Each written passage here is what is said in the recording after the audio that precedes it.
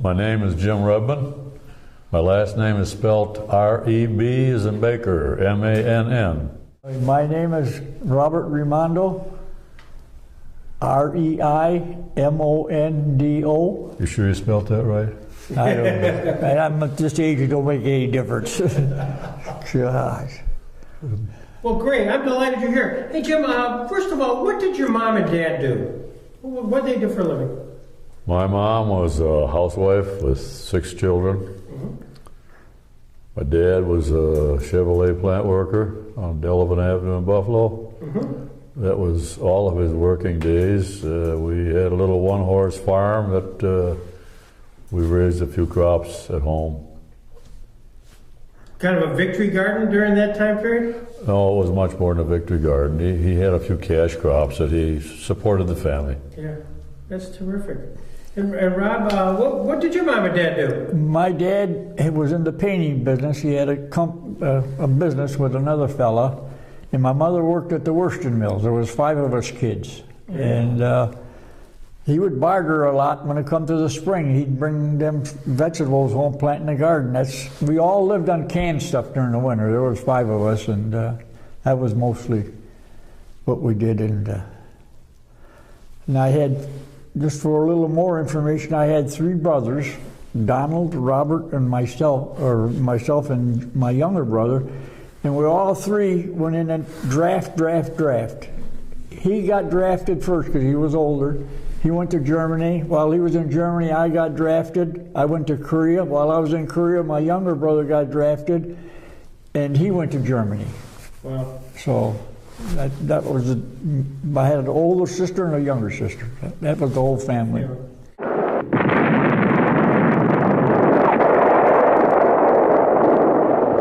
December 7th, 1941,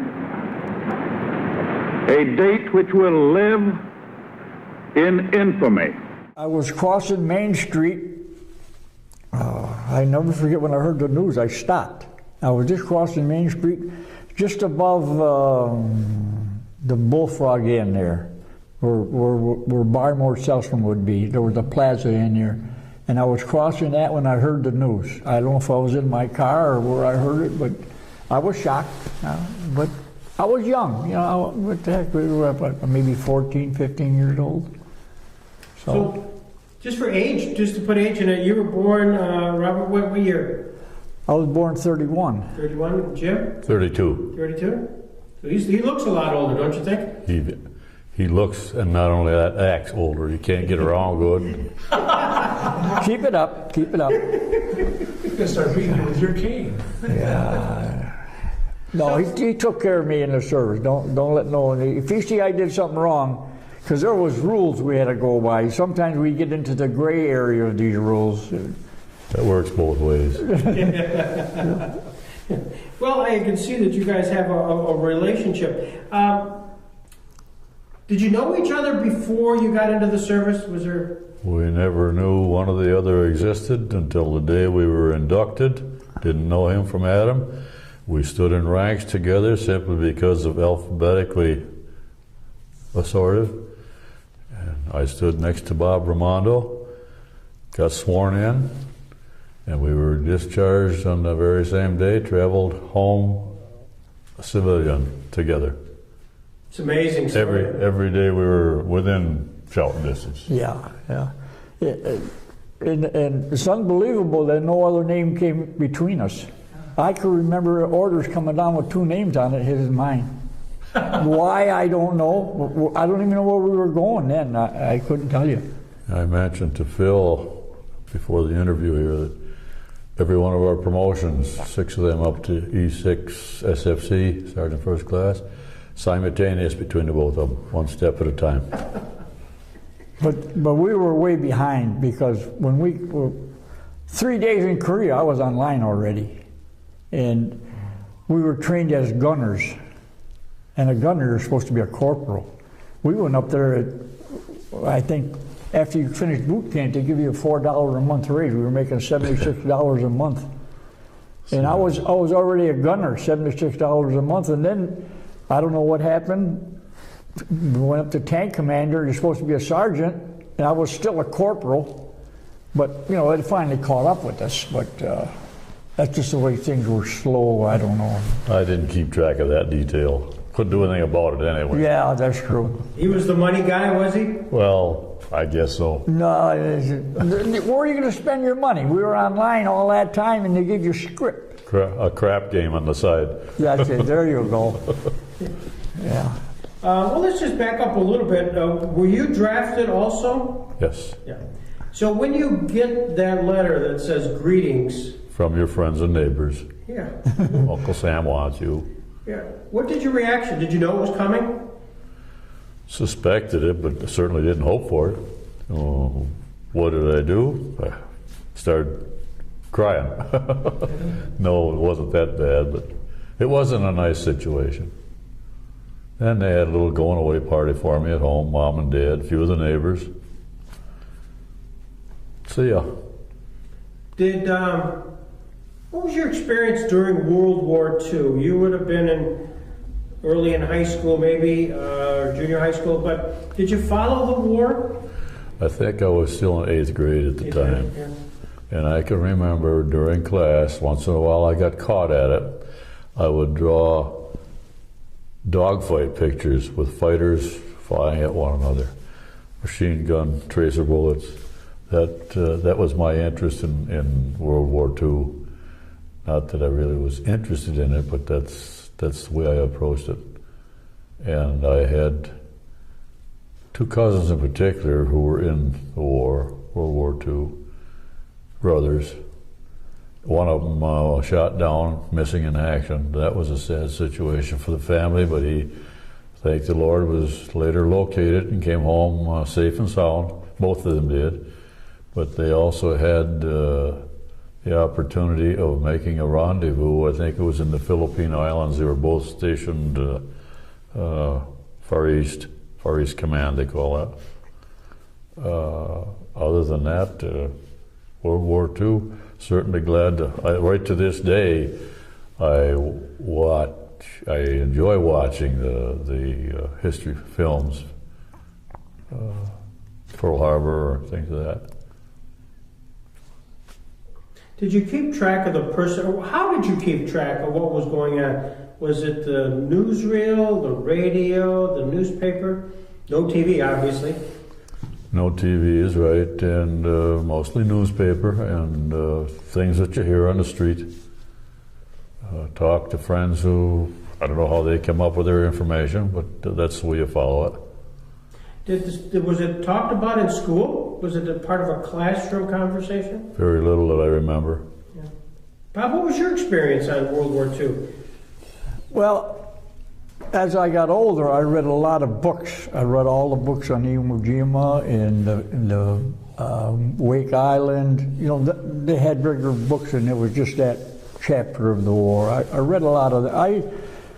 I was young, you know, and it really didn't sink in, you know, until as we grow older, then you start mulling this stuff over and over and over. And I read on when they bombed Pearl Harbor, just books like that I was interested in them, you know, and I just read them, and then after a while I just kind of give up on them.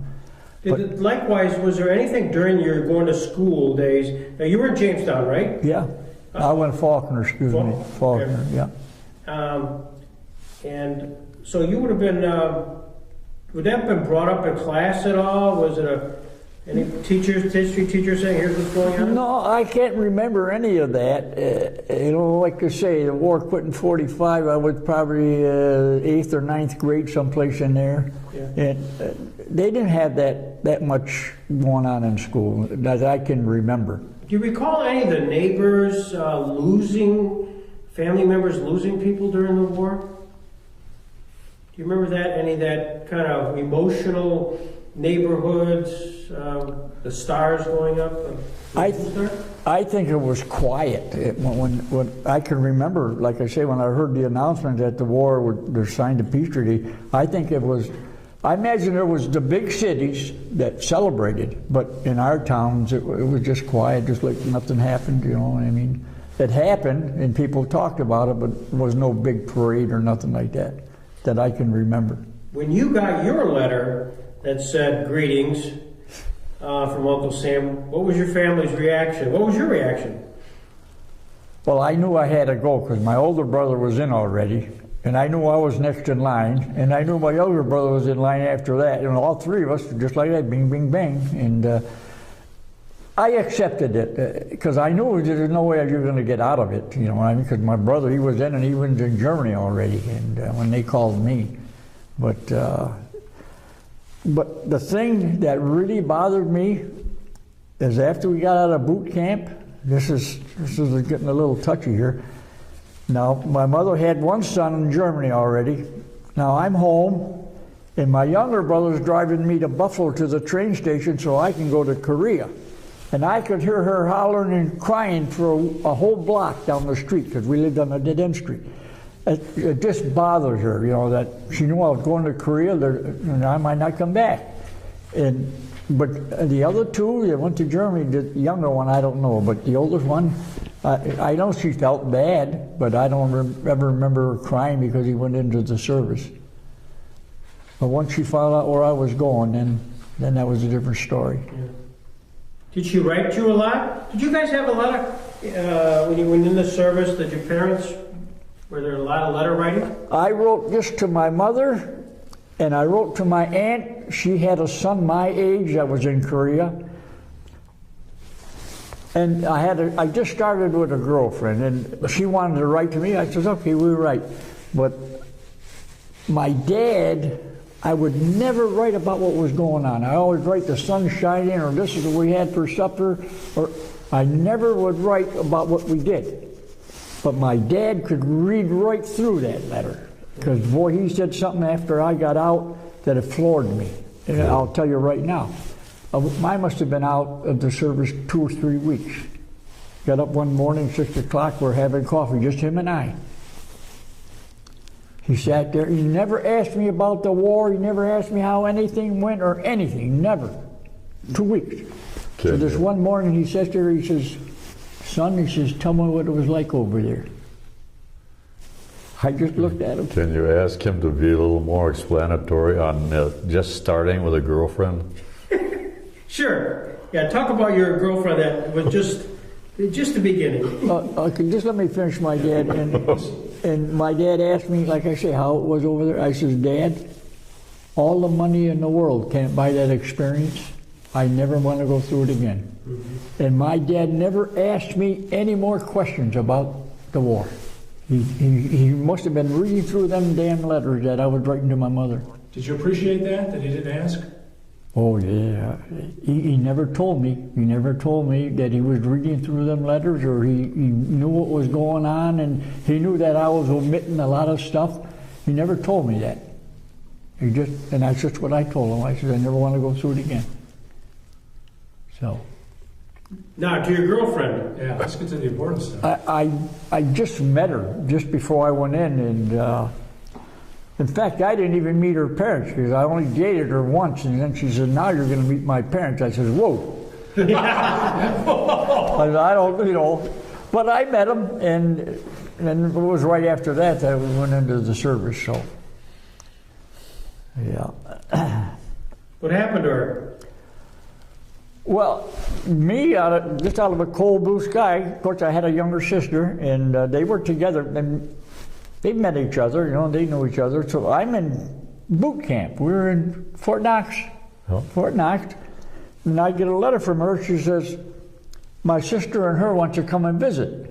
Well, we weren't even allowed off the base in them days, you know, in boot camp. Well, I says, yeah. I said, they got a place here where your parents come to visit you. I said, yeah. So they took the bus down there, my sister and her, and I got a room for them, and we just had to stay on the base. And then after that, after the war was over, then we started dating again. And eventually married. Eventually got married, yeah. 58 years I was married to her. Terrific. Good for you. And we mentioned about our companionship through the years. It ended up that he and his wife Mary stood for our wedding. I'll be darned. Yeah. I'm glad you asked the question, Jim. Yeah. That's great. So, Jim, what about your relationship back home? Did you write letters back and forth? Yes, sir. Yeah. Almost every day to Mom. when I could. A lot of days wasn't possible. But I did have a girlfriend to start with, but when I got home I didn't have her anymore, so that's no problem because it all worked out terrific anyway with the woman I got. Can't be beat. But basically Mom. And she waited for the postman every day. She would get the letters every day because naturally these days I couldn't write, but then they used to back up at the post office, deliver in a box full. She waited for that every day. Had to. Wait it out. Was that tough on them? Was it tough on your parents? Do you get a sense that just because they're not getting a lot of news, they're getting some news, some of it's not good news generally? I'm sure it was tough. In fact, Bob mentioned about her and his mom. I was told years later that when my family delivered me to the train station, our departure spot, my mom sobbed all the way home, which was from Buffalo to Alden. And she just couldn't settle down. But you ask how tough it was, that gives you an indication. Dad never talked about it much. Dad was a worker and a loner. Didn't really talk about it. So you go to boot camp. Yeah. And where was it, boot camp? Fort Knox, Kentucky. Yeah. Fort Knox. Armored. And did you get assigned early on? Did you get assigned early on, or I know you're in the tank battalion. Boot camp, no. At the end of boot camp, Yep. there were orders issued to you, and it was basically Far East Command, or what was the other one, Bob? If you go west, Germany. And wow. we were Far East. When you get into the Far East Command, they know where you're going, but you don't until you get there.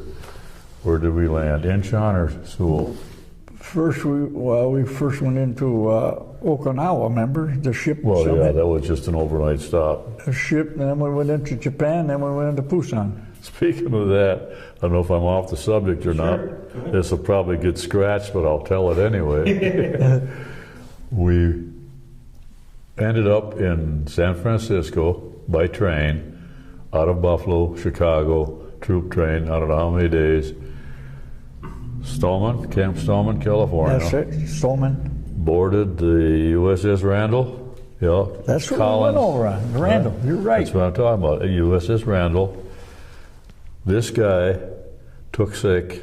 When we got under that Golden Gate Bridge, it was rough. And there were guys all over the place, just, and he was still doing that 2 days out of Okinawa, 21 days to Okinawa from San Francisco. I used to bring him crackers down from the mess hall to the bunk just to keep him going. But, from Okinawa was just a fuel stop or whatever. Something happened to the ship. We were in that typhoon or something. From there, it was on the USS Randall. Never got off ship at all. No. And I think we took us to Incheon, didn't they? Incheon or Sewell. It was vice versa. We left from one and arrived from one and parted from the other. Incheon and Sewell. Yeah, but that's where we come out of. We went in on Busan, way out the bottom, because the troops were way down on. I'm not going to argue about it. That's the way I remember it. You know, I could be all wrong. My memory probably shot too. Yeah, well. Now, it's been, hey, you got to remember, it's been, what, 58 years. And some of, there's some stuff that I could remember, just like it happened yesterday. And, I want to tell you something first. We're here, we're telling you stories. So here. You hear them stories, and you kind of figure your way that story went. But let me tell you something. If you've seen that story that you're telling, when you hear it again, it's a negative on your mind. You're picturing it right over. Believe me. Because there's things that come up at these reunions. Right there's a negative. It ain't a story no more. I mean, it's because it's the real thing. I just wanted to mention that to you. Brings up all the emotions and everything. Yep. So you find your way over to Korea. At what point did you know where you were going? You're going across the Pacific, and I think when we got there. That's it. We didn't know where we were going. You know? There was a sign there, well, 45th Infantry Division welcomes you. We didn't know about the regiment tank company. No. But being trained as tankers, we suspected that, we're going into a tank outfit, which we did. And like Bob already explained, underranked for a while, but we caught up. It caught up with us. What type of tank did you have? It wasn't a Sherman, was it? M4A3 Easy 8. Patton's old tank from Africa. Yeah. Is that why you got the name that you got? The name of the unit, the nickname of the unit? No, I think that was just brought on by the guys that were fighting in them. Because like I say, we started at Heartbreak Ridge and we just kept going east. There was Pork Chop Hill and and then Sandbag Castle. Sandbag Castle, and then we ended up Christmas Hill. That's when the fighting quit, Christmas Hill. We ended the war. Yeah. So, how did it work? I mean, again, for the camera, and this is part of this is educational. You get to Korea, the 45th Infantry welcomes you. You get assigned to your tank company. On a day-to-day basis, were you assigned as a group or a team to a tank? Was there the same guys that were... Every day, same guys. Same guys. Except for when rotation came for any individual, naturally, that guy left, went home, and a new man moved in. How many people to a tank? 5. 5. What were their roles? Sergeant, first class, tank commander, gunner, loader, driver, and assistant driver. And were you guys in the same tank? No, sir. No. So what was your role in your tank? Tank commander. Tank commander? And what was that? The end was, we start out as a loader. That's the low man on the tank, is the loader. Okay. He's the guy that shoves the big ones in the big tube. Yep. What size of the barrel did that tank have? 76 millimeter. 76? Yeah. And as you ultimately worked your way up in a responsibility, on a daily basis, did you know your assignment was you're in one tank, and was there a lot of? How many other tanks were part of that company, if you will? And I might be using the terms wrong. Bob mentioned earlier, there's 4 platoons in the company. Each platoon had 5 tanks, and each tank had 5 men. Okay. And in the morning, did they, you see sometimes, did you get together and they were saying, all right, here's our assignment today, here's our... No, every night we used to go to a briefing. Okay. We had to know where the patrols were going, how many was in them, which way they were going to go east or south or west. And we had to know, we had to get the passwords.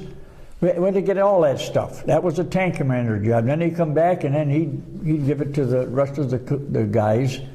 And but every morning, and then the tank commander, I don't know where he was, but where I was loaned out to this infantry company this one time, and I had to make 5 reports every morning. They wanted to know what my gas was and how many shot rounds there was, how many KIAs there was, and how many this. But I had to write them down. In fact, I gave them 2 to my gunner. I says, I'm just a fresh year tank commander, and I says, I got to remember all this stuff every day, But after a week or 2, that was it. It didn't even bother you. I made them all, but they wanted to know. They wanted to know if it meant anything to them. I don't know. But the only thing that I didn't report, because most of my shooting was at night, and I had an FO. He was guiding me. So if any KIAs happened, I said, I don't. I said, you guys got those things they could see at night, the binoculars. We didn't have them in our tank. Our tanks were old. We just had a regular 20 power. That's all we had. And he would make my KOA report. I said, if there's something that I seen, I said, I'll tell you, you add it to yours and you send it in, I said. So. You ran into some Phil reminded me, you ran into an 88 gun in a very fierce fight. This was something that was on the spur of the moment, and if you see that thing, you're going to see Korea. That's all you see is peaks and valleys, and that's just, the road just went that way. The way that mountain was that road. But anyways, yeah. Now let's just forget that end. Is that tough to talk about? Yes and no. Yeah. And maybe after I'll get a little more braver, we won't say nothing. Sure. So again, back to you have this briefing, and you have, which is sort of the hope for accomplishment for the next day. When the day is done, did you come back then to the next briefing? And oh yeah, every night I went for a briefing. I don't know about him, but every night I went for a briefing. And something else, I'll step here. Like I said, this was when I was on Sandbag Castle. Now, by Sandbag Castle, the top of that damn thing was all rock. They couldn't get a road up there. So they come with the road as far as this on the east side. Now there's an infantry up there, so the infantry needs support. So they put me in there. They loaned me out. The infantry had to feed me and everything. Well, after about 2 weeks, me at these meetings, there's a colonel there, and I'm saying to myself, these guys own no tanks. They're going to send me someplace to protect these patrols. I said, they don't know where the hell I'm going. So I called my company commander, Glazer? No. No, Southern was for a while. Yeah, well, anyway. When we got there, Southern. I called him, I says, I have to take orders from this colonel. I says, he's an infantryman. I says, he don't know where these tanks can go, what they can do and what they can't do. He says, no. He says, before you get them orders, he clears me. Well, I says, well, I feel a lot better now. I says, because at least you're armored. I says, you know what the story is. But that's the way that was. Everything had to go through my company commander, then back to me. But what kind of intelligence did you have on were these principally you were fighting Chinese or North Koreans? both. Both. I'll give you an example. You say, what? Would you just ask me now? Just Chinese or North Koreans? okay. When we used to go to them briefings, I'm just a sergeant. You've got colonels and majors and everybody in there, and I go and I listen and I take all my information down that my men gotta have. So this one night I go in there. Boy, he takes his fingers, this colonel, and he pounds it right on my chest.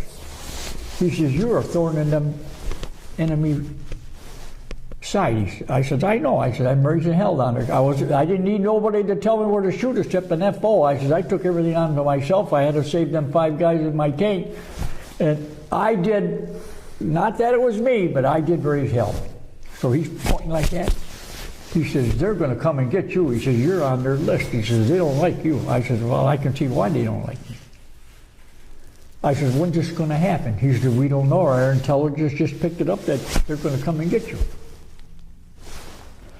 Now, I don't carry baggage. Believe me, I learned that. You don't carry baggage.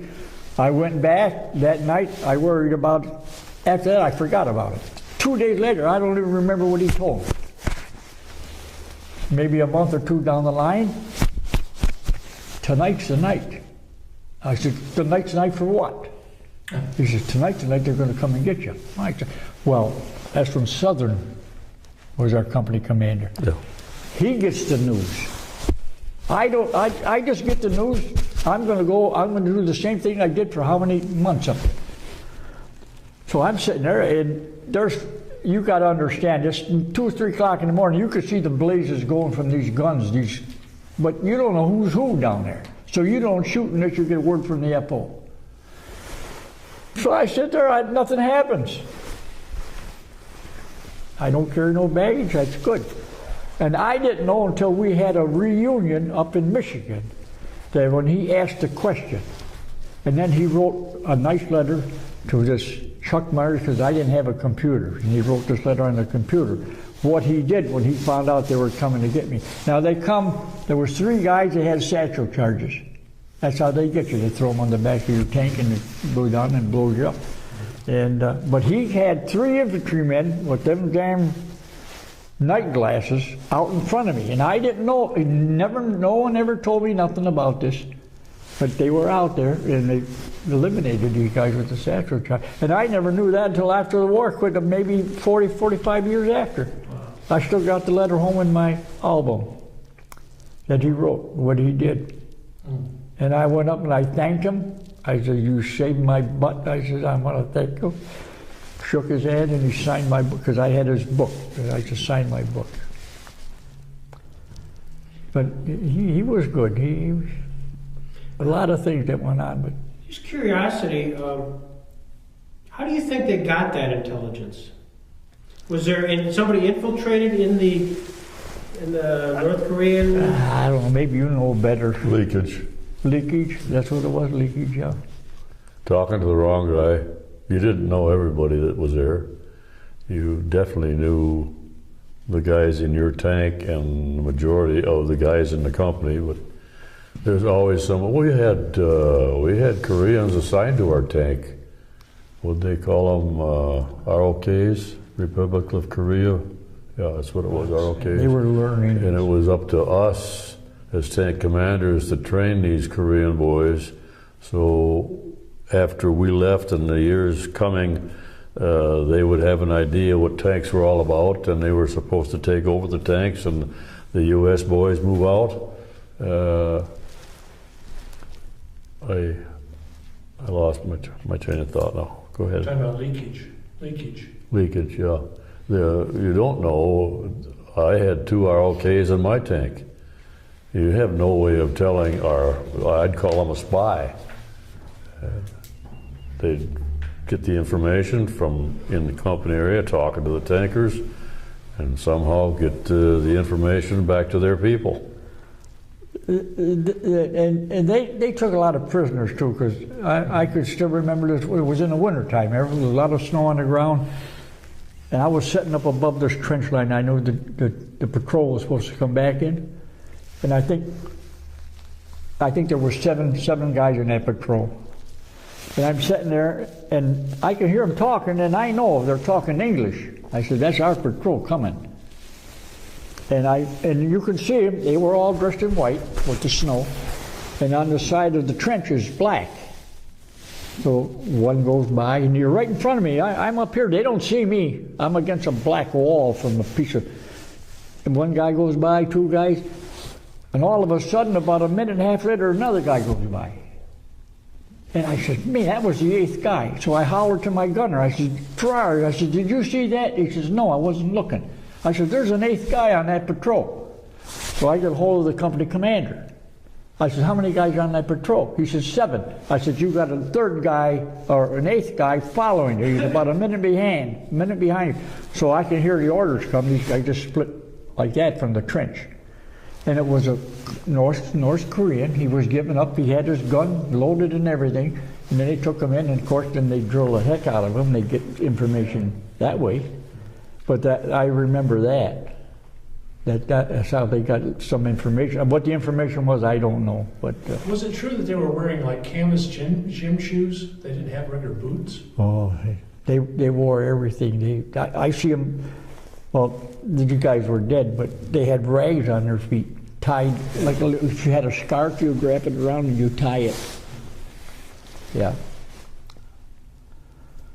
They had everything. I mean, it was cold. Hey, it was cold for us. There was nights out there. I know that I was 20 below zero, sitting on 40-ton iron, and Just as cold. and then I remember Chuck Myers says, "No," he says, "a couple nights ago it was 30 below, and now we're sitting out all night long on this ton of iron, you know." And but what do you do? We did that for 2 years. So you lived in the tank. Yep, and we slept in the hole in the side of the mountain. There We didn't were have no tents or nothing. bunkers for us to use, sandbag bunkers. Yeah. If we were stationary, find a bunker to sleep in. and keep guard on your tank. If you were positioned for the night, you naturally had to assign guard duty to your tank, and usually there was a sandbag bunker reasonably close by. Crawl in and find a cot. Mm-hmm. That was on occasion, not daily. And as you're progressing, or were you progressing? Were you going, towards the line and then coming back? Was there a... Not much progressing on a daily basis. Bear in mind, Korea was what they call a trench warfare, and therefore there isn't that much movement. The basis of the movement that was involved in our respect, when we were assigned to a different location, take up a position there until another assignment came along. I didn't ask the question, but from a timeline perspective, you were drafted and entered in 1952. Yes. Yeah. What dates? I'm sorry. I'm thinking July. April I don't know 24th. the date. Is it July? Did we? I had July. We went in July. We went in July. Okay. Went in July 24th. 52. I took my physical earlier than that because they wanted to see how many 4Fs they had or how many people were eligible for the draft. That's the way I understood it worked. And when I did, we passed, but they didn't call you until whenever they needed you. I guess they had to have so many soldiers from this area or that area, and then that's how they knew who was capable, who wasn't. So you were in Korea for, was it 52 were you in Korea by then? 52 to 54. 53 we arrived. Yeah, okay. Well, Early in 53. yeah. We spent Christmas of 52 in Stoneman, California, San Francisco. Okay. And boarded ship right after that. And it was 22 days to Okinawa, another 5 days after that to Korea. So put the numbers together, and we arrived first part of February. So roughly 18 months. Over there, yes. In Korea. Had the line been established at that point? I give you something here that I was told when I went for my briefing, and this is when they start talking peace. This was whatever it was, I don't know, May. And this colonel, he says to me, he says, "We're staying right here." I said, "Well, what do you mean by that?" He says, we cannot advance any further." I said, "Well, why can't we advance?" He says, "Because Washington is talking peace, and they don't want us to disturb the enemy." So he said, "We got high ground, we're going to stay here." And that's all we were ever told. But then it was, 3 more months that war ended. It ended in July. But that's about the time that the 38th parallel was established as far as a stationary MLR. That's right. That's right. Yep. Excuse me. Yeah, but because I remember him telling me that, and I said, "Man," I said, "we're going to lose a lot of guys up here." He said, "No," he said, "they don't want us to advance." So. The Koreans started stalling at the peace table too at that point. Yeah. And I will add something to that. Yeah. This is getting way ahead of us. No, I'll wait till after a while at the end to tell you that, but it happened after that. Go ahead, tell us. Go ahead. Well, it's on your mind. Okay. Well. We can work it around later. Okay. After it quit, we of course we had to come offline. We had to get off that 38th parallel, and they put us in. We had tents to sleep on with a floor in them. I don't know where we were at. Like in a palace. And I could remember who was the old man? Turner was... No, Turner, yeah, he was the one that got us out. Glazier you're thinking of? No, I was thinking of the 3-star general. Glazier, Heiser. Heiser, yeah. So he says to this, he comes out, and of course, you have to understand, we had to have 36 points to get out of Korea. And you got 4 points a month for every month you're online, and then 1.5 points after that. So now we're online, these extra... When it come time for us to get off, they were talking this peace, so they left us there. So we get extra time online. So when we get off there, I said, "Man, we got 36 points." I said, "Let's get the hell off this place, you know." And the company commander, Heiser, he went to Lieutenant Turner, and he was the only lieutenant left that was on line with us. And he says, what's the matter with this company? There's no morale. He says, some of these guys got 40, 50 points. He says, they should have been back in the States a long time ago. He says, you pack your bag. He says, you go to Japan. I want to know why they're still here.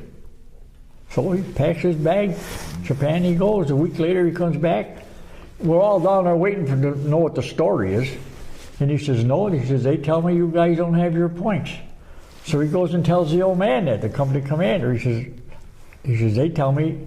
He says, I know they got their points. I served on line with them guys. I know they're way over their 36 points. Pack your bag, you go back to Japan, and you don't come back until you got an answer. So he comes back, and we're all waiting at the gate, and he says, yeah, he says, you guys got your 36 points. And he had us information. He says, I'll tell you the reason why you're still here. He says, they didn't expect that truce to hold. He says, they put us in blocking. We never knew it. He says, if that war started up, you were the first guys who were going to meet him. You were the first guys who were going to meet him. He says, that's why you're here an extra 3 or 4, whatever months it was when we were in blocking. But then after that, it still took us 2 months to get out of there. That's how slow the process was, but I don't know. I don't know. Maybe I'm talking too much here. You're probably glad to be out, though, right? I mean, you know. Pardon? You're probably glad to go home, though, right? Oh, No, I'm staying. what you run that video, you'll see. Boy, that's going to tell you a lot. Just now, I can tell you, we're telling you stories here. When you see some of that, you're going to start putting some of these stories with that. Yeah, we're going to merge it. With the way the mountains are and everything. That video was only of when we were after the truce. After the truce, right. Permanent position. There weren't many pictures taken up online. You didn't mess around much time with the camera. Yeah. When the truce was signed, we were back in reserve. That's what that video consists of. But he brought up, it was Captain Heiser at the time. He was our newly assigned company commander.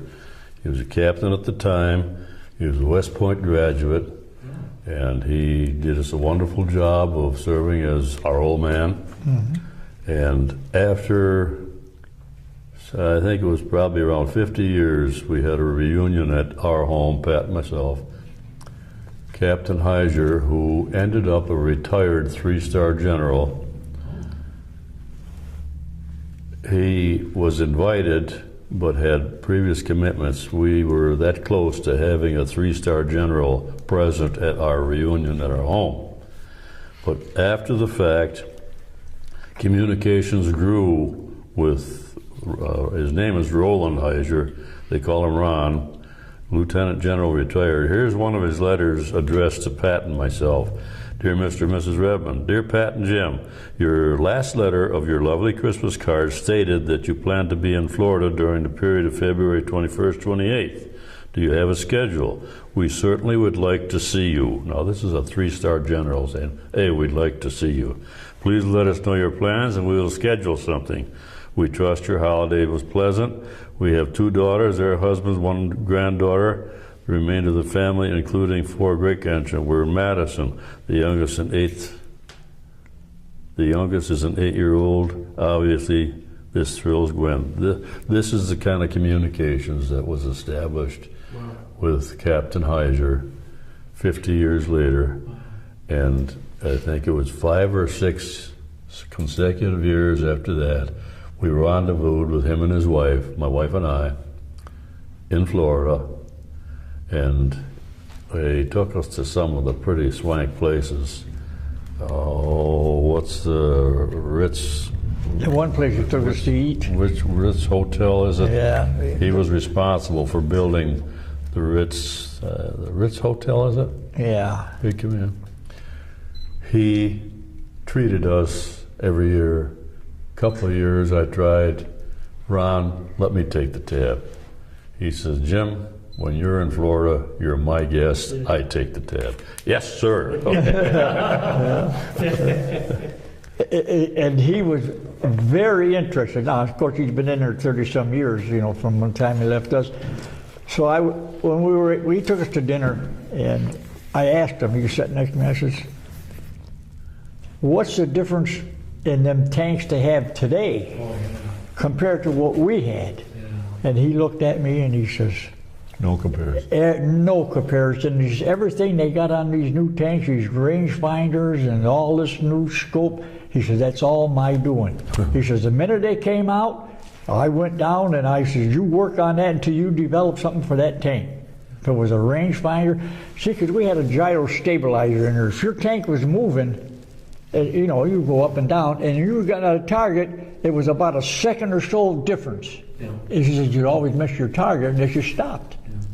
And he says, I got that all taken care of. I got so that we could have the night scopes in there and we could see the blades of grass and everything.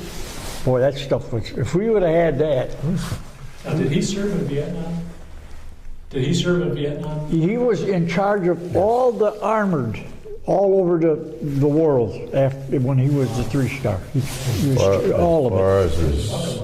Yep. As far as his troop service is concerned, he at one time spent, I think, 10 years in Germany. He had a tank division under his command. Now, we're only a tank company, 25 tanks. He had a tank division, and I don't know how many I don't know how many tanks that consisted of it. That's going back something like the George Patton days. Yep. General Heiser was kind of in his footsteps, following him. Wow. Terrific man. Knowing him, you would fight under his command anytime you wanted. He was so sharp. And he's the one that really drove it into my head, you don't carry baggage. He says, if you step over something like this here, he says, don't worry about what is behind you, worry about what's in front of you that's going to get you. Did you ever talk about Patton? Did he? Yeah. I can't remember. No, that wasn't his concern. No. He's always going forward. Yep. That'd be a hell of a guy. Patton, at this point, This guy Patton had was to be a hell of history. a guy, though. He was your commander. Terrific man, yeah. Yeah. Dude, while you're on the front, during this time period, were you staying in touch with each other? Did you see each other a lot? Sometimes yes, sometimes no. A lot of times they loaned me out. Now, why twice they loaned me out. Tank Why? and all, tank and crew. Yeah, the tank and crew. And why, I don't know. And when I was loaned out on top of the castle there, I can see why, because the infantry, there was no protection on that side of the mountain. You know, and I'll tell you, the top of the dam was like a horseshoe. Top of Sandbag Castle. The enemy held this shoe, we held this shoe, this was no man's land. There was 90 yards between us. Oh, my God. And I was down here because the road wouldn't go any further. And I'll tell you something else. If they would have never, the government censored all my pictures, because right behind me, the helicopter used to land. They brought everything that went up to that castle for that infantry company came right behind my tank. That's why I was a kind of a wild man. That, you know, what I thought needed to be done, I done, and no one was there to say unless the old man stepped in. I had pictures. Oh, I won't even start to tell you the pictures. And I can remember the headquarters thing. Who was to take care of our radios? Headquarters? I don't know. There was 4 or 5 guys took care of all our radios on our tapes, and he was up there that day. And the mailman comes and brings me my mail. Here's my picture, 35 millimeter. Everyone cut. Everyone was cut. All the pictures they didn't want, they took the negatives.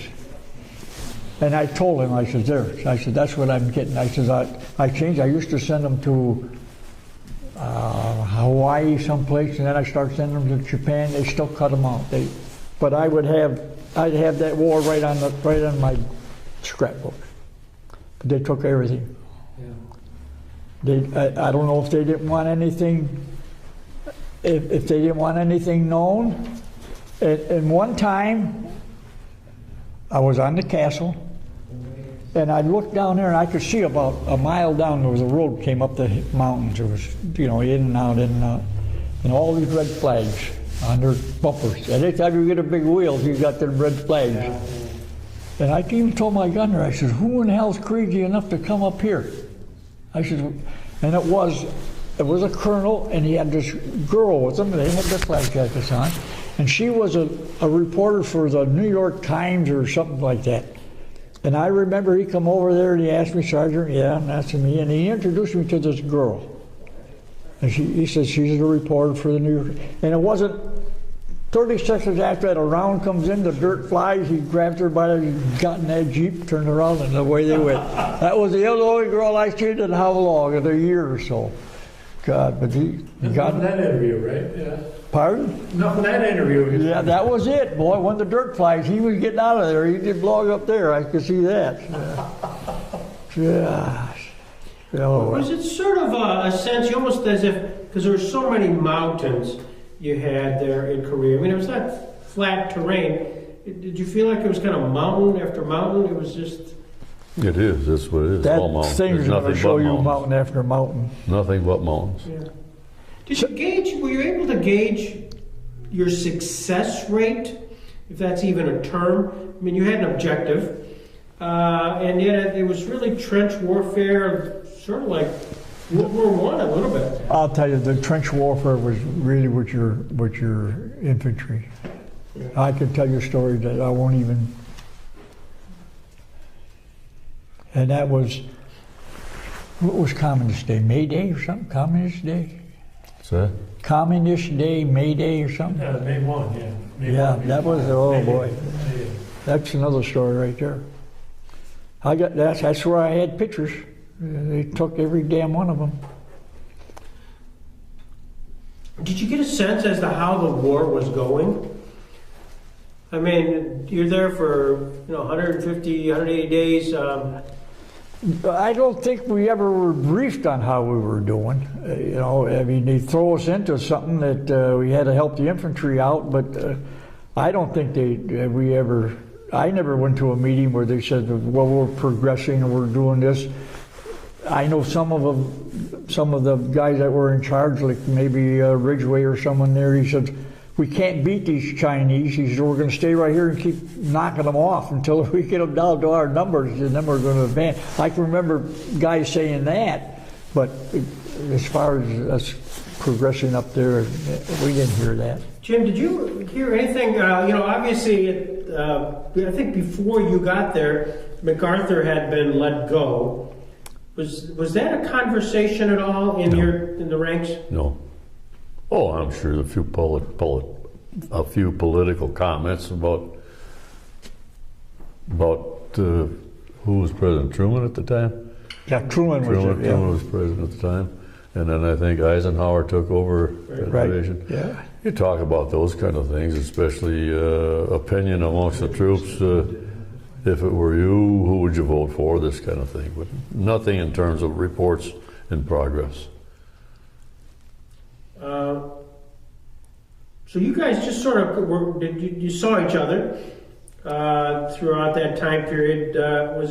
You had a separate tank that you kept track of, and we heard a little bit about what Bob was doing. What were you doing during this time period? Well, what was I?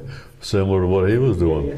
Well, not similar, same thing, only from a different location. I will mention something here, but I don't even know how true it is. I understand our 25 tanks took up about 2 miles of the front line, because it was all mountain, and you only can get over here with maybe 5 tanks, or maybe over here with 5, but I think that's all we covered was 2 miles. I heard that. Now, how true it was, I don't know. I don't know. A lot of the tanks on a lot of occasions where when you change position, the tanks couldn't get there on their own. They had what they call a tank retriever, and it was like a great big overgrown heavy tow truck. That's what it was, yeah. And a big fella Tex from Texas, he was the tank retriever commander. He'd hook onto you with a winch and winch you up into position. Oh, really? And in fact, the cable that he used for towing, I don't know how long it was, probably a couple 100 feet long. That cable was 1.5 inches in diameter, and it took about 4 guys to pull it out to hook onto the tank. Naturally, when they retracted the cable to pull the tank into position, it was under winch power, but to extend it out, it had to be manually pulled out. I think there's probably pictures of that in that video, if I remember correctly. Yeah. Wow. That was going back to the pictures in the video. It was a one-time. It was a what do I want to say? Training course, and there was a small mountain down the valley, a small rise in the ground, and that was our objective. And we were pulled up on another ridge. We had to get towed up. Some of the tanks were luckier, happened to get better footing and made it up there, but then a lot of us didn't, and they had to get towed up. But we had jet assistance on that. We had quad 50s between the tanks on that exercise, and we got all done. Pack up, go back to camp. This article that I took from your book there on Robert Enser. Yes. He was was he part of your tank company? Yeah. Part of the company, yes. He had his own tank. He was also another tank commander. And he was there same time? Same time. And just reading through that, he said he arrived in the Korean Peninsula in January '53, was stationed on the front lines as a tank commander for about 150 days, which was, coincided with you. Then he said, we were facing the Chinese. They were on the next mountain over with a valley between us. Every time you turned around, you were getting shot at. They were trying to kill us, we were trying to kill them. Enser says, taking a breath before expressing amazement at his willingness to publicly discuss his war memories. For years, he says, he kept those memories buried deep within. Did you feel the same way? Yes. Yeah. Yes. In fact, my brothers and sisters, and even my own family, which I might inject, consists of 10 children. Oh. Well, 58 years, you got to. Well, I could. Long winters. After I got out of the service, then after a while I got married, and I had 2 kids, and my son was 14. He was the second one born. My son was 14 years old, and he never talked to war or nothing. 14 years, and one day he got into my scrapbook. Dad, what's this picture? 14 years old. I said, well, I could kind of get him, and after that, forget it. He went through that whole game, page by page, and that, and we sat there, and I explained to him what the picture was. Go back to my story about speaking about this. My brothers and sisters and my own children, after years went by, there comes a comment here, there, light talk about service duties.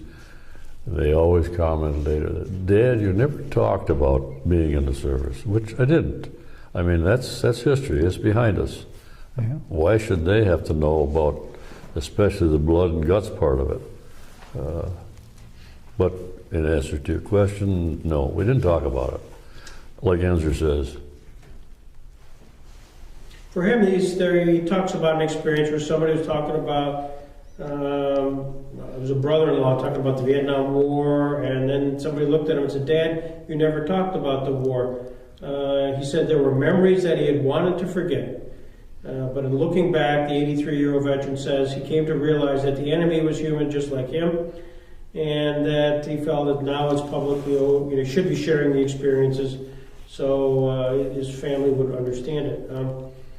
Do you get to a point where it's important to sort of share that? Was there a tipping point where you said, all right? Not for me. I don't really have to share it with anybody. I will, for instance, I'll share one situation.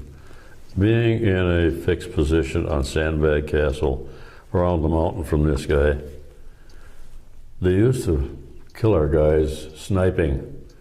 If they showed themselves anywhere, that sniper would bear in on them.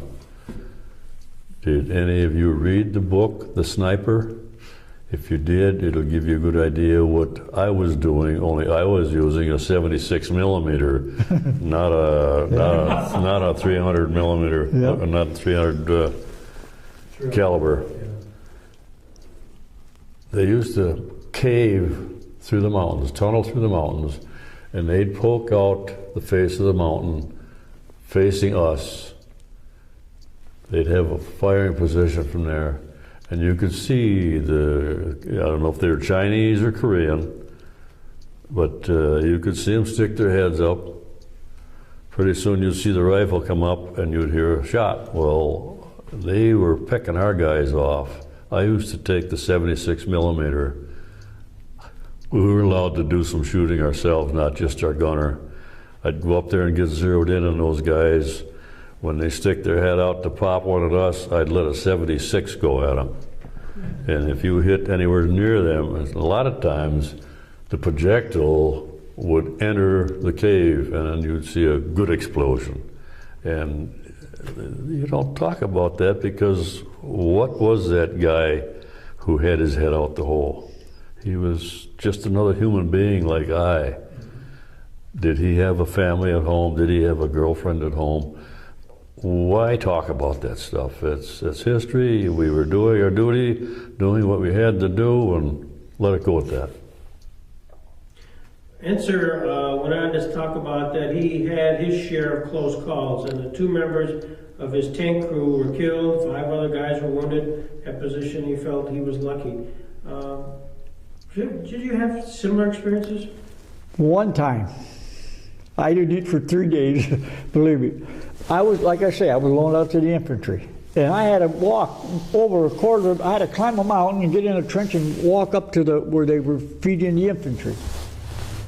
So I go up there and you're on a hillside like this. So they cut a flat spot in there so you ain't walking with 1 foot down. And they had this flat, like a sidewalk. It wasn't very wide. And there's the door, and you look right through the other side. You went through there, and you got your food, and you come out, and you sat in a dirt pile. Well, I went around, and I come back, and I said, and they have 3 garbage cans. One, if you don't eat everything, you throw it in there. The next one, you clean off your thing, and the next one, and I'm sitting there eating, and I could hear the heavy, and I knew they were the 155s going over my head. I could hear them whistling. Boy, I said, they're getting pretty close. Well, they had a new guy in the FO who was trying to make artillery go like this. You can't do that with a 155. You can do it with a mortar. Well, he was trying to. So I'm sitting there eating, and there's this walk up here for the infantry, and there's this flat walk where they're serving. And that round hit in that flat walk. So the shrapnel went over my head, zwing. The dirt flew, Minka knocked the mesh can out of my. And I just turned around and I looked and I could see this poor guy. He's hollering, medic, medic. And all I could see was his arm. Medic, medic. The round hit in that flat spot. So the shrapnel never came down. It went over my head. I cleaned my track. I didn't eat for 3 days. I said, I ain't going up there for 3 days. I was like, God, I said, no more. I told Farrar, he was my gunner, I said, you want to eat, you sign my name, you pick up the candy bars, you pick up your cigarettes, I said. I ain't going up there. They were deadly with their mortars. Yep. Yep. Yeah. In fact, was it Green Beret? Yeah. The movie? Yep. And this informant in the Beret's company, he got caught. This is a movie now, but it's basically the same thing in reality where we were. There's somebody amongst us who is sneaking information, and that's the way they used to zero their mortars in. The guy sneaking information back, okay, traverse this way, traverse that way, elevate, shoot further, and they were deadly with them. Was there downtime? Did you find that was there R&R? Were we able to get off the front line during that? Yeah, everybody had a turn at R&R, and majority, I'm going to say about all the R&Rs were a 5-day trip to Japan. You had to foot your own bill, whatever you wanted to do when you're in Japan, but you had 5 days of rest and recuperation. We were allowed to come down off the front line and leave our other crew members in charge of the tank, and they used to truck us back further behind the line, take a cold shower. Yeah, the shower was 8 miles behind the line. About every other week. Yeah. And Father Walsh. Father Walsh. He was our chaplain. Regimental chaplain, and he used to come up on line and tuck away in one of the bunkers that was available. And about once a month, he'd hold services for us. That was the extent of our religious life. Once a month, if he made it, six weeks. Didn't happen often. But Sometimes he'd pull his Jeep up into a crutch and he'd say put mass something on over the the hood. hood and he'd say mass right there on the hood of the Jeep. You know, it just depends on the situation. There weren't any plush facilities. It was all mountains. Do you have any incidents which, as you look back and you sort of smile and you say, you know, this was kind of funny, or this was humorous, or something that you're in a non-humorous situation, the war, any day your life is at risk, but was there kind of a humorous event? Tell them about Christmas, you and Engelhoff and them going through the mess hall. That's funny. I happened to be, I'll just tell you, I happened to be sergeant, I was supposed to be sergeant of the guard Christmas Day night. Well, Christmas Eve night, the sergeant of the guard gets drunk. He's got one posted already, So they come to me, Reimondo. I said, I've been drinking too. He says, you ain't nowhere near as drunk as this guy. He says, you take, so I was sergeant of the guard that night. That was Christmas Eve night. Now, you take over from there. Well, speaking of getting drunk, no, we didn't. We were not issued any hard stuff. The officers got their portion. And once in a while, one of the officers would say, here guys, go have a good time tonight, and give up their bottle. They didn't want to drink it all anyway. But this one night, there was and bear in mind now, all these stories are after the truce, and back in reserve, and they were showing a movie in the mess hall, and Joe Engelhoff, he's another one of Enzer, Reimondo, Rebmann, Engelhoff. He wanted a snack. He couldn't get into the mess hall because it was full to capacity. He wanted a snack, so he snuck into the kitchen, and he swiped a box of crackers and a ham bone. And of course, the guys happened to have a bottle back at one of the personnel tents. So Joe brought his ham bone and a box of crackers and a bottle of booze. We had a party all of our own. But talk about Joe Engelhoff, if he'd ever got caught swiping that ham bone, he'd have got thrown in the slammer. That was Christmas dinner. They had it all cooked for Christmas. Oh, dear. Our Christmas and Thanksgiving dinners were decked out very nice. Yeah. Even the tables were decorated. Yeah. That was cool. Captain Heiser, there was a fellow by the name of Wally Pritchard. Pritchett? Pritchett. Pritchett. Wally Pritchett. Bob referred to Michigan Sergeant or Colonel Southern. Captain Myers lives up in Traverse City. That's where the reunion was, and it was Sergeant Myers. Chuck Myers is bow gunner, assistant driver. He was chosen by Captain Heiser to decorate the hall, get a Christmas tree, make some decorations, decorate the tree, decorate the tables. Wally was that kind of a guy. He was called for that kind of stuff. Captain Heiser also had him decorate one of the tanks in front of our own company headquarters with barrels made to simulate reindeers towing the tank, Santa Claus sitting up in the tank commander's hatch with a Merry Christmas sign. You asked about things to laugh about and things good side of it. Yeah. Go ahead. Just to give you an idea, of course we were young when we went in, and you know your experience. When you get among all these guys, 20 years old. Yeah, 20 years old, and this one guy. And me, I was a carpenter. I was handy with wood when I was a kid. So this one guy, Hudson Bond. Yeah, and when he was telling him he took the barrels, he made the deer, he did a hell of a job. But there was this other guy who was helping him. I forget his name. I can still picture him, but I forget his name. I says, how come you ain't got a hammer helping him? He says, the only thing I knew a hammer was for is hanging pictures. And I looked at this guy, I said, well, what do you mean hanging pictures? He says, I was born and raised in a high-rise in New York City, a condo.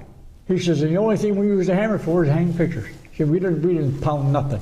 You know, and that surprised me because I'm brought up in with a hammer and a saw, you know. And that really shocked me. But that's the difference in the different areas of the country that you were working with these different guys. I'll tell you a bad one. Yeah, I know. You gotta understand what a tank consists of. The turret, which rotates with a big gun on it. That also has a 30 caliber on it. The 76. The gunner controls both of those. There's another 30 caliber down in the assistant driver's compartment where he can support with some firepower. 2 hatches into the turret, one for the loader, one for the tank commander, and the gunner goes, if you have to get out, whichever one you can make it to. Another hatch for the driver, another hatch for the assistant driver. The assistant driver is also in charge of the escape hatch. If you happen to have to get out and you don't want to go up in the air where you can be seen, you go down through the escape hatch and crawl on your belly to get up and away from the tank if you have to.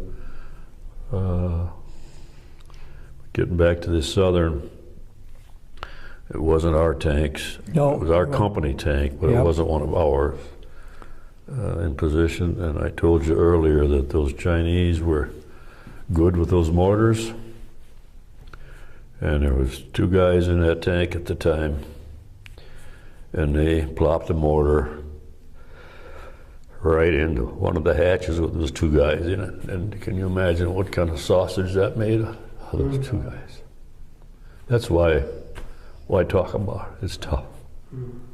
So they would want to recover those tanks too, right? So they had to... There's guys that had to clean up that mess. Yeah. At some point, you hear that there is a truce. Do you remember your reaction when you got the word in your company that... I was shocked because it just happened to be that night. I think we lost like 7 guys, not from the company, but the infantry I was supporting. And I was shocked because I even mentioned to the colonel that told me, he said, we can't advance no more. And I even mentioned, I said, yeah, there were 7 guys last night that we lost. He says, that's it, they're talking peace, they don't want us to aggravate the enemy. And that was, I just shut up. I'm just a stupid sergeant compared to his rank, and whatever his orders were, I had to obey them. The day before that truce was signed, I think everybody and their brother wanted to get rid of their excess ammunition. And you could hear it. It was just like a continuous thunderstorm, rounds exploding one after another all over the place. I don't know if it was a matter of let's get even, our last chance, or get rid of the ammo, but it was a storm. It was. Well, you know who would be good on that is, what's his name, Christmas Hill. Fitzpatrick? No, he was in the infantry. And we invited him to our company, not Frechette. I don't know, but he was in the infantry on Christmas Hill when the fighting quit. He said, "You had to stick your head no place." He says, because it was just raining. He said, them Chinese, he said, they didn't carry nothing offline. He said, they shot it all. You talking about the one that was in the engineer corps? No, that was Gonzalez. Yeah. And I don't know. No, this Pelsky. Pelsky? Oh, Wayne Pelsky. He's written up in Wayne Pelsky. Pelsky, that's Pelkey. Pelkey, no ski in it. Pelkey, yeah, Wayne Pelkey. Yeah, was that? He was in the 180th Infantry, which is the same regiment. We were tank support for his infantry portion of it. I'm only going to tell you a little piece of this story. Communist Day, which was May 1st. And 10 o'clock in the morning, old Joe, that's the enemy, he's got his loudspeakers going. You GIs get off the mountain, blah, go home to your loved ones, your mother, father, blah. Just start at 10 o'clock in the morning. I got to listen to this thing all day long. Joe Chink. Yeah, so. Joe Chink? Joe Chink. Joe Chink, yeah. So what the infantry do, way up on top of sandbag, they get some engineer stakes, bolt them together, and through the top hole they put a rope. They put the thing right down on the top in their trench. And that baby goes way up. Now they got the American flag on that. Yeah. The string on it. So they put a couple infantry or engineer stakes, put some sandbags on it around, so, you know. 4 o'clock in the afternoon, I'm so sick of this damn thing, and then the mortars start coming. And they start shooting at that, because they couldn't put a flag up. I don't care if it was on Joe Stalin or where the hell it was, we'd shoot that flag down within minutes. Yeah. And so here now the infantry, boy, they're going to get that flag. And they shot, and they shot, and they shot. The next morning, all night, it was hell that night.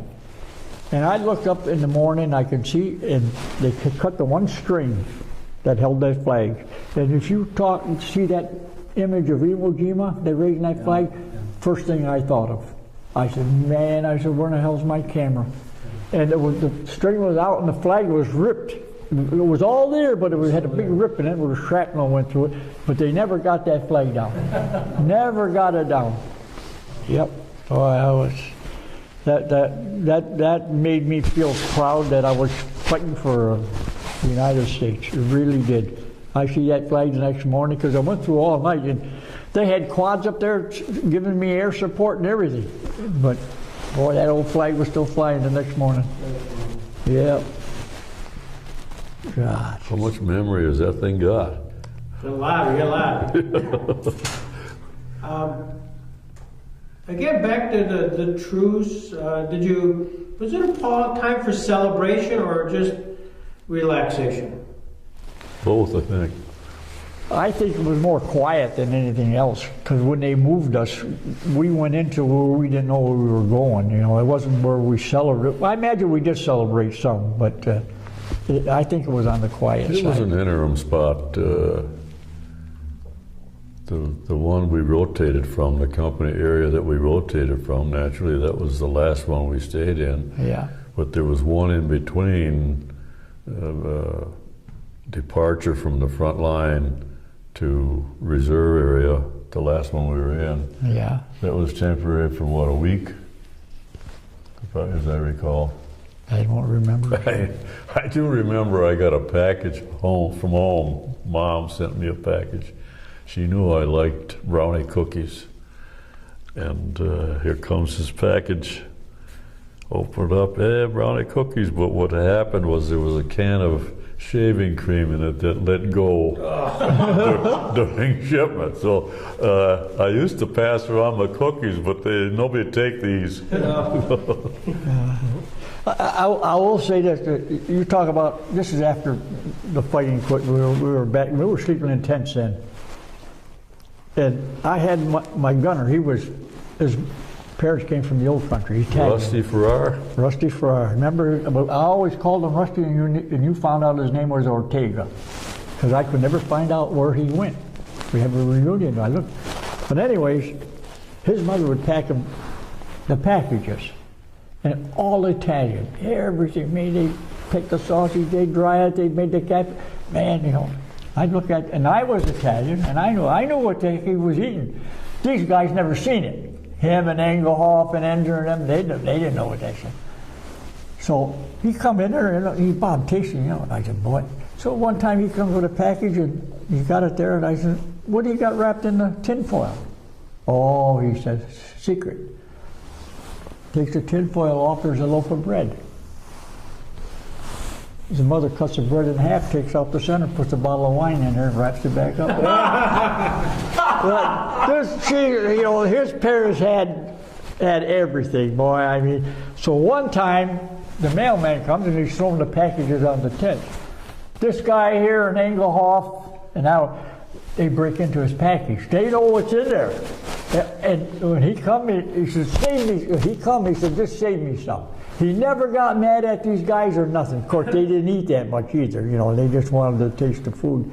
But that's just how it was over there. You know, I mean, that after a while, you know, we saved each other's butt. We got to be company here to each other. But God, yeah, oh man, that's it. And I had another guy. He was from Cleveland. I can picture him, but I don't know. He was Italian. Boy, he was really Italian. He'd get a big box, and I forget who he was, and it was in a different tent, and I knew he got a box because I could see the mailman carrying it. I'd go over there. I said, "Well, what's in the box?" He said, "I ain't opened it yet." I said, "Hurry up!" I said, "Bro, I'm getting hungry here." But you know, it was the way it was. You know, no one got mad at each other. So, yeah. So the truce ends. How long was it afterwards till you started heading back to the States? Well, the end of July was the truce. So you had all of August, all of September, all of October, all of Well, I November. got home for my birthday. February You got home 3rd. February. February 3rd. So August, September, we October, arrived, November, December, we January. arrived in Stillman, California, That's- off the USS Collins. Yep. We flew from Oakland, California to Camp Kilmer, New Jersey, No, with we one stopped stop in Omaha, Nebraska for that's it. fuel and breakfast. We were processed in Camp Kilmer for departure from overseas service. We were given a 30-day furlough. We then flew from Camp Kilmer, Newark Airport, to Jamestown to leave you off, and then on to Buffalo. And that particular time is at the time that I don't know if it was for this furlough or it was for home free discharge.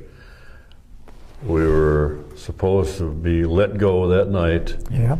We made our personal flight arrangements for trip from Newark to Jamestown. We came back to the company area to pick up our baggage, and the sergeant of the community, whatever he was, I don't know, didn't much care, but he says, "Okay, everybody in the barracks. Everybody in the barracks." Right. I remember Somebody had robbed the company safe, and anybody out moving back in your barracks. Well, needless to say, we weren't kept very long, but we were kept long enough to miss our flight home.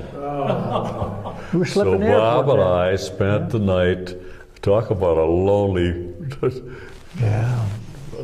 at the airport. We spent the night just walking around, nobody around. They're looking like they must have closed the place down for the night, waiting to make arrangements to fly home. Now, can you imagine the anxiety coming from overseas, wanting to get home? Landed in Jamestown.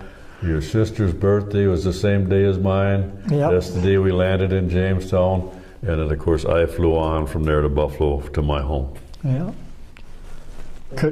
They were having a snowstorm and some of the flights were canceled that we wanted to get on. So we ended up coming in on Allegheny, a little damn Piper Cub compared to these big things. Out of Newark. Yeah, out of Newark. So what was the homecoming like?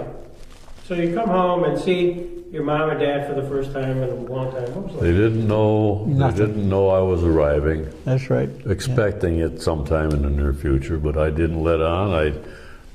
I couldn't pinpoint it for sure anyway. So why make them over anxious and then disappoint them?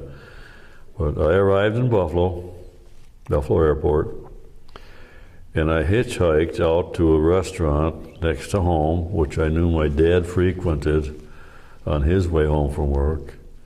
And I hid in the back room of the restaurant until he walked in, sat there. I walked up behind him and, "Hey, Dad." Wow. Wow. Walked in the house the same way with Mom. She didn't know I was coming. Yeah. And I walked in ahead of Dad.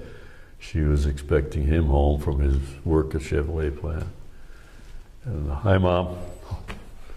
It was quiet. There was no Neat. celebration or, yeah. What did your dad do in the restaurant? Did he go berserk? I mean, you sitting having a cup of coffee and No, some taps? it wasn't coffee he was after. Oh, So needless to say, we had to buy another one. Another cups. Another coffee. Another coffee. Another coffee. That's good. Yeah. That's great. That's great. So you guys literally almost like Korean war twins. Think about it. I mean, you just did. Call us Well, what you want. We were close buddies. Yeah, that's. There isn't too many guys could separate And our us. names, anytime you came off, or, you know, you usually, the way your name was, you came off the ship, or you went on a ship, or you went here, you went there. And so him and I were always either front of me or back of me or One something. follow the other. Yep, one side or the other. When we boarded the E.T. Collins in Incheon, I think it was, we had to be barged out to the troop ship because the bay was too shallow for the troop ship Yeah, to get in. the tide was So out. when you load on the barge, you load it in alphabetical order in rows in the big open barge. And if you got out of place when they called your number, hey, you're lost, buddy. You made up your mind for sure you're going to stay in your position where you belong. And they'd call. Usually they'd call your serial number, call your name, and you'd have to give them the last four numbers of your serial number. Yeah. Check you off the list, boarded. My serial number was US 511-92127. Hey, Jim, my mind is gone. We don't want to. 511-92127. It's a number I'll never forget. 511-92-069. See, now it just clicked on me. See? Yeah, but that's the way it is. Yeah. I say mine every time I say my evening prayer. Oh, do you? Yeah, God bless remember you, this man. guy by serial number. Someone's going to take good care of you when you get up there, I'll tell you that. Yeah. I'm hoping. Are your serial numbers one number apart then? No. No, they're not. Well, I think probably because he was from What's that? your serial number being more than one number apart. The fact we were, I don't know why. I don't know. What's your last four? US 511-92-069. 069. That's three. 127. I don't know. 127. 02, was yours 027? One. No. 92. Oh, no. That's three. 127. I said. Oh, okay. That's three. Okay. So you come back together, you enlist together, or you sign up together? We did not enlist. No, don't No, I get got that. together. But so you literally were together, signed in, and then you found your way literally through Korea together, come back together, and you stay in touch together. Yeah. I'll tell you. If Wait a you, minute. Let me tell. Go ahead. On your way home from the honeymoon, you were on your way home from your That's honeymoon. right. Yeah. I was having a party with some of the guys at my mom's home, mom and dad's home. Nothing big. And here comes his red and black Mercury pulling in the driveway. It's Bob and his new wife coming home from his honeymoon. My honeymoon. Yeah. We were off 2 weeks. Yeah. I told you that we were together that long. I told Phil about this earlier, that we made friends, kept friendship, kept communicating. Him and his wife Mary stood for our wedding. Wow. Yeah. That reunion, Pat and I put on a reunion with the help of you, Chuck Myers. Bill Warren from Yeah, Chuck Myers, from Maine, and Chuck Myers from Michigan. They were my crew, helping crew. Uh-huh. We put on a reunion. We had rented tent and decorated tent and hired cook and beverages galore and had a good time. Yeah.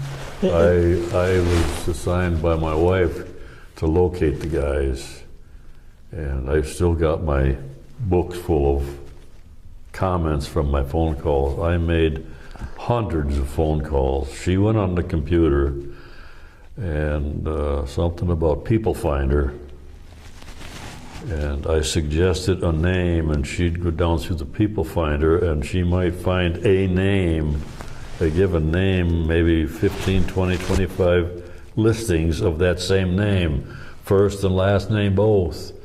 And I'd call. Sometimes a phone number would be listed amongst the People Finder, so therefore I had a phone number. But for example, what you find on the calls. There's one call I made to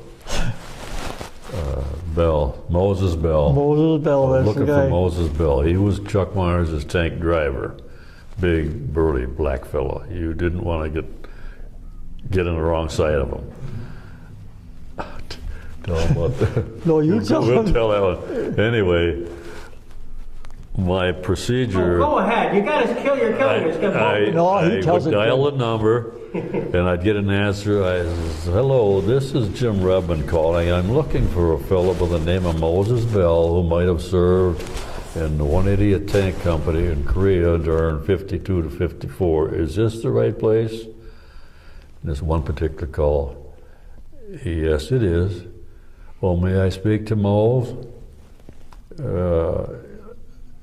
I think she said something like, he's in bed. That's what I thought she said. He's in bed.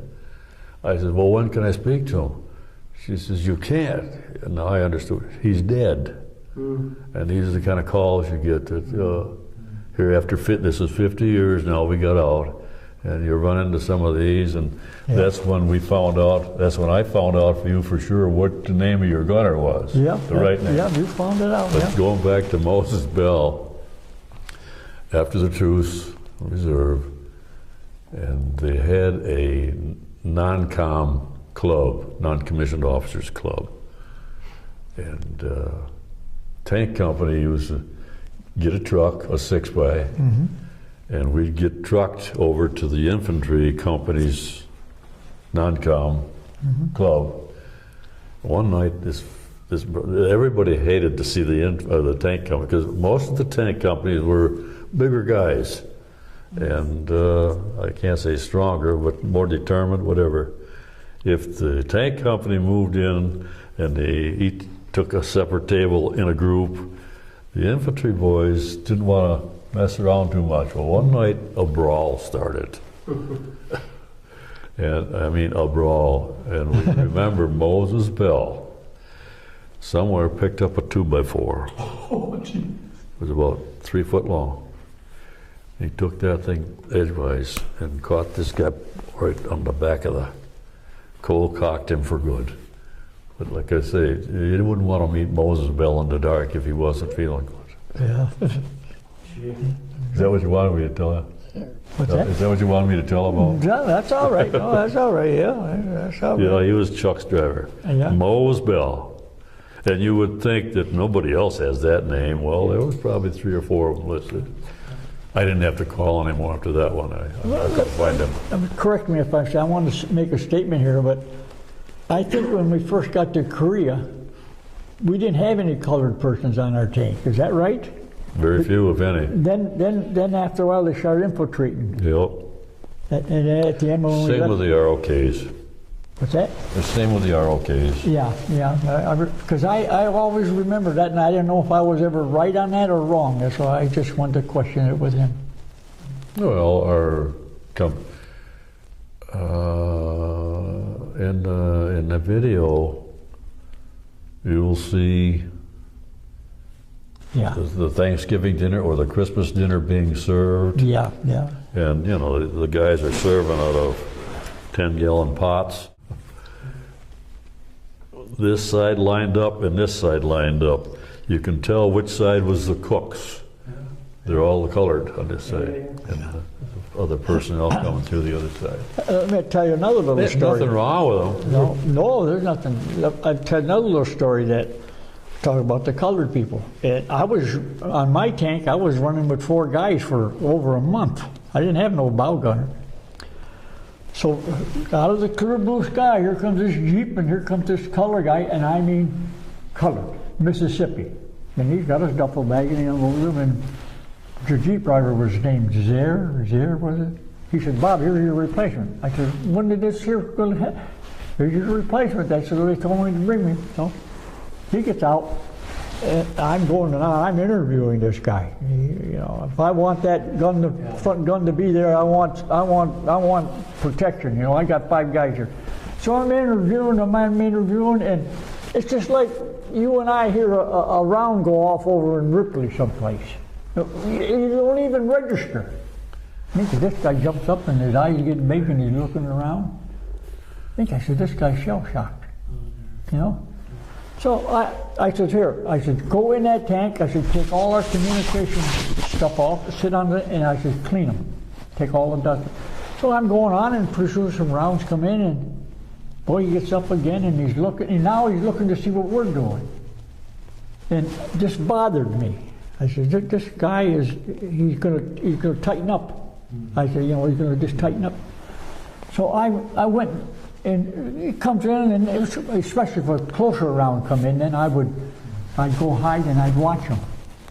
And he'd stand up and he'd look and he tried to see what we were doing, because he's the first time he's online. He's only been online a couple hours, you know, and this stuff's coming in.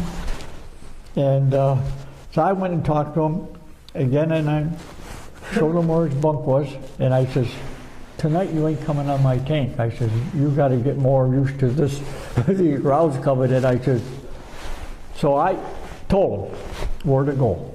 I said, that's your bunk up there. He was in another bunk. I said, you were on that top bunk. So that night it got pretty tough. I mean, the stuff was coming in, and there was only 4 of us on there, my driver and the loader and the gunner and me. And I says, boy, I hope this guy doesn't get nervous and come out of that bunker, because I said, he's going to be deader than hell. Because everything was coming in, you know. They knew I was there, and they're just blistering. So the driver, he says, Bob, he says, I'm going to go. That was Milton. I said, no, you ain't. I said, I got to get the hell out of here. And I said, I'm going. I said, you stay there. No, I'm going to go see him. See if he's still in that bunker. I said, Vern, I'm not telling you to go. I said, if you go, you're going to go on your own. I said, I need the loader, I need my gunner, I need me. I said, there's 3 of us, we can handle this here. He says, I'm going. I said, okay, that's up to you. So he goes. I says, take the carbine with you. I said, don't use your pistol. So he takes the carbine, that was the loader's. And when he went in there, I says, I told this guy the password and everything. I said, but I think this guy has got his mind on what's out there, not on what I told him. I said, I don't think he's going to remember. I said, when you go in there, just don't walk in there. So he takes the hood of the carbine and he opens up the door. And he gives the password. He don't hear nothing. Man, he says, I hope this guy didn't come out. He says, he's dead someplace out in the dark. So he hollers the password in there again. And he hears, hey man, who goes there? Oh, man. Then at least he knows he was alive. So he sticks his head in there, and he says, all I can see is 2 big white eyes up there. He says, and then now he starts, he says, how come you didn't give me the password? You know, he didn't know. He was totally blank. So he comes back. I said, Vern, I said, what'd you find out? He says, he's there. He says, but he don't know a damn thing. He says, he didn't even know the password. He said, I don't know what it is. That's Frank Sarzinski that delivered him? Yep. Is that the guy? Frank Sarzinski? No, his name is Caligari, his name was. And so then after that, I go call the old man. I said, come over, we're going to talk about this replacement I got. Yeah. And he sat there, and I told him what's happening. I said, this guy's going to freeze up on me. I said, I don't want him in my tank if he's going to freeze up on me. I said, he can take him. I said, I had him take that machine gun apart. I said, he can do it in the dark. I said, but that's no good if he's going to freeze up. So he talked to him 2 hours on the line. Sat on a dirt pile, talked to him. After that, he comes over and he says, have him pack his bag in the Jeep, come up and get him. And that's the last I ever seen of him. He was only online 3 days with me. I would never put him on my tank. So he's gone. So now the fighting quits. And we're back down and we're standing in line, we're going to get chowed. And I hear someone say, here's the guy that kept me alive online all that time. I turn around and look, I said, I don't see no one behind me, that I would know, because I've been there so damn long. And so I get up to the door and here's this Caligari. And I'm coming in, and I'm almost being ready to serve him. He's got 2 hamburgers on the fork, and we're only supposed to get 1. He's got 2 hamburgers on the fork, and the sergeant, the mess sergeant, he's colored too, and he's shaking his hand. He says he only gets 1. He turns around and tells the sergeant, this guy kept me alive online. He's getting double of whatever I served. And it was that way till I'd rotate. If I had backstage, he'd give me 2 scoops. Whatever he was serving, I always got 2 of them. And I always laugh at that because he told the first guy to get out. This guy kept me alive online. How I could keep him alive, I just didn't let him go no place, that's all. But I still can remember that just like it happened yesterday. God, yep, jeez. So here you are today, together, reminiscing on a time period, 52 to 54 in Korea. What's the legacy? What should students or anybody take away from your experience there on the front line in Korea? What's the the memory that you'd like to transmit to somebody?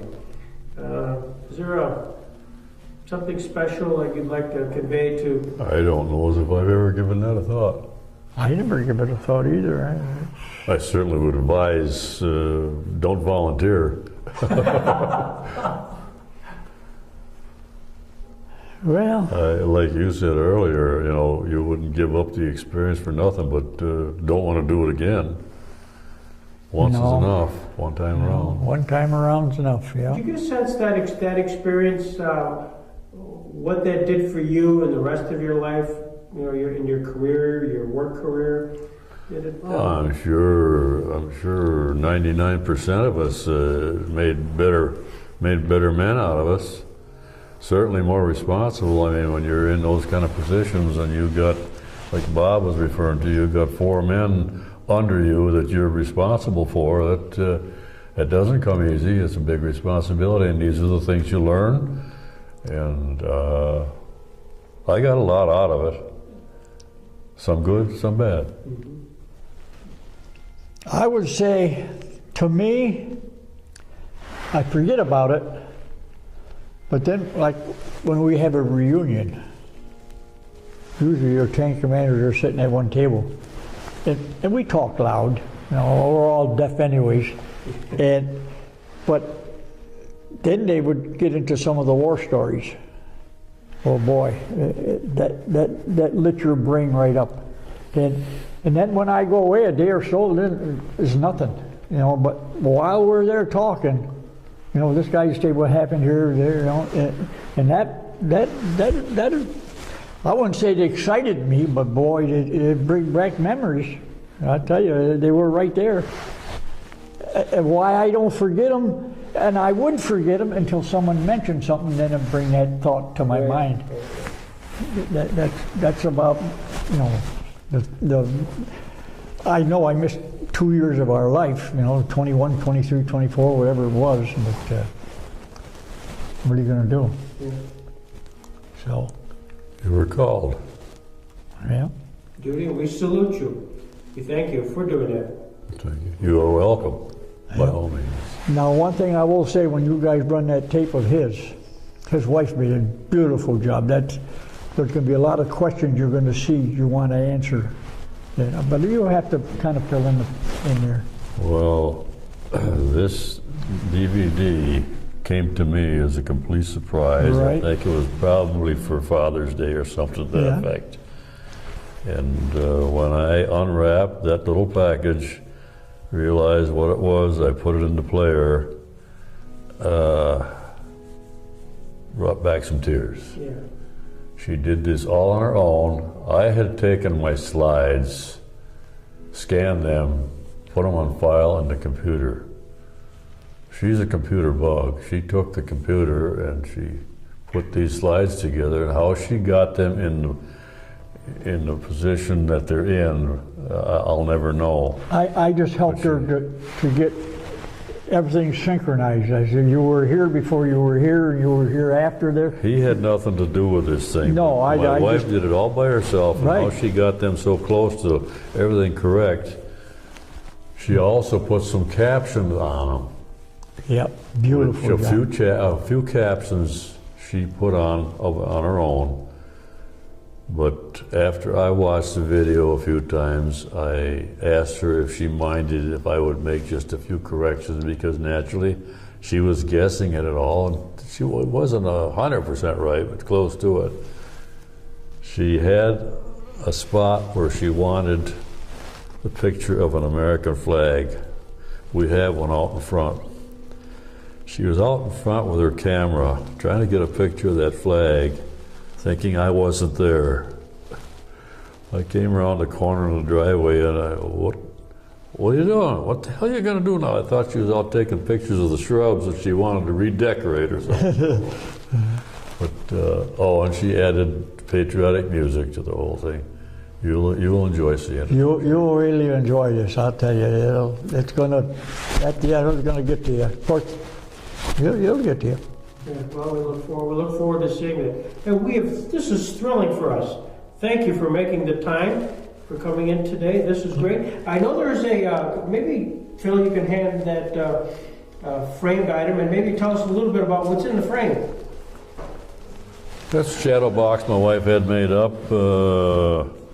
In fact, I asked her, where's my stripes? I don't see any stripes in here. I never noticed them missing until I come to take it off the wall.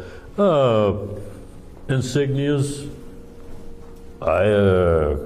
infantry, combat infantry badge, the blue one. Yeah.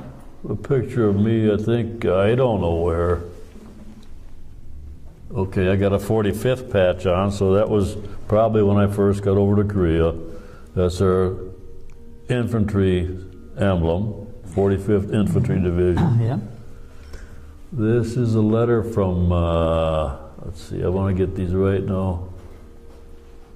Some congressman. Jack Quinn, yeah. Is it Jack Quinn? I can't, okay, Jack Quinn, yeah. This is a letter from Korean president thanking me, and I'm sure other got the same letter. Yeah, oh yeah. Thanking me for doing what we did for them and their country. And that's a picture of me in basic training. That too. Emblems from uniform, full dress uniform, regimental patches, service pins, service bars for like which command, the Pacific Command, Far East Command. We had 2 battle stars too. One of them was, there's 2 bronze stars on one of them. Yeah. See, I'm sorry my wife didn't put I don't have a picture of me in here with my stripes in it. 3 up and 2 down, we call Is it. that right? 3 up and 2 down. Congratulations. Sergeant first class. Oh, picture of my grandson in the Marines. yeah, yeah. Picture of my granddaughter in the Air Force. Steve is out and home now. She's out but not home. She is now a lawyer in Washington, D.C. Good for her. Yeah. She just got her bar. Yeah. What I would say, my wife, she had Alzheimer's at the end. And I don't have any of these here. She got into them. This woman, I'll tell you, at the end there, the mind is not there. She would, anything she'd take a newspaper, and for 2 hours she'd cut a newspaper up. And then she found all my badges. Cut them all up, twisted them, broke them all up. I go in there on my office desk, there's all, what are you going to, I didn't, you don't know she had the Alzheimer's and that, but if I ever wanted to replace my ribbons, I have to come and copy his. Thanks, Phil. Because I didn't have nothing like that. Or if that box is gone someday, you'll know he's got it. Yeah. I'll tell you. I'd loan it to him. I'll tell you one thing that happened that, like you say, she'd cut everything. She'd go get Christmas cards. She was a bookkeeper. Don't get me wrong. And boy, was she organized. And she had Christmas cards, her birthday or anniversary, she'd have them. So when she got sick, she'd go find these damn things and cut them.